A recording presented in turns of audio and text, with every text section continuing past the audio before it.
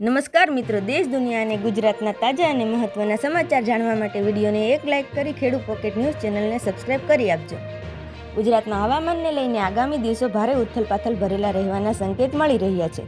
રાજ્યના જાણીતા હવામાન નિષ્ણાત અંબાલાલ પટેલે મે મહિનાથી લઈને જૂન સુધીની ડરામણી આગાહી કરી છે, જેમાં કાળઝાળ ગરમી, દરિયાઈ વાવાઝોડું અને પ્રી મોન્સૂન વરસાદની વિગતો સામે આવી છે.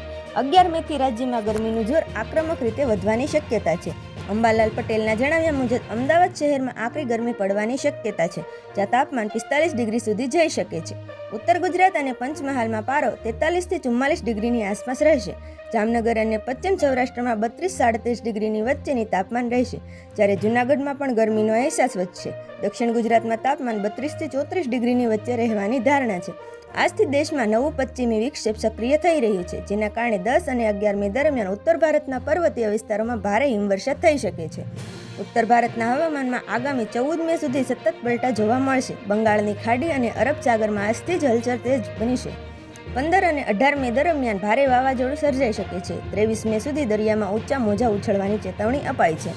અરબ સાગર મે મહિનાના અંતથી 15 જૂન વચ્ચે અરબ સાગરમાં વાવાઝોડું સક્રિય થવાની સંભાવના છે. 8 જૂનથી પવનનો દિશા બદલાતા દરિયાકાંઠાના વિસ્તારોમાં તેની અસર જોવા મળશે. 17 થી 23 મે દરમિયાન ભારે પવન સાથે રાજ્યના વિવિધ ભાગોમાં વરસાદ પડી શકે છે. 29-30 મેના રોજ ફરી હવામાન પલટાશે અને દક્ષિણ ગુજરાતમાં માવઠું પડવાની શક્યતા છે. 2 થી 4 જૂન વચ્ચે, ત્યારબાદ 8 થી 15 જૂન દરમિયાન ભારે પવન સાથે વરસાદી માહોલ રહેશે. બસ હાલ માટે એટલું જ મિત્રો. ફરી મળીએ નવી અપડેટ સાથે. ત્યાર પહેલાં અમારા વિડીયોને લાઇક કરી ખેડૂત પોકેટ ન્યૂઝ ચેનલને સબસ્ક્રાઇબ કરી દેજો.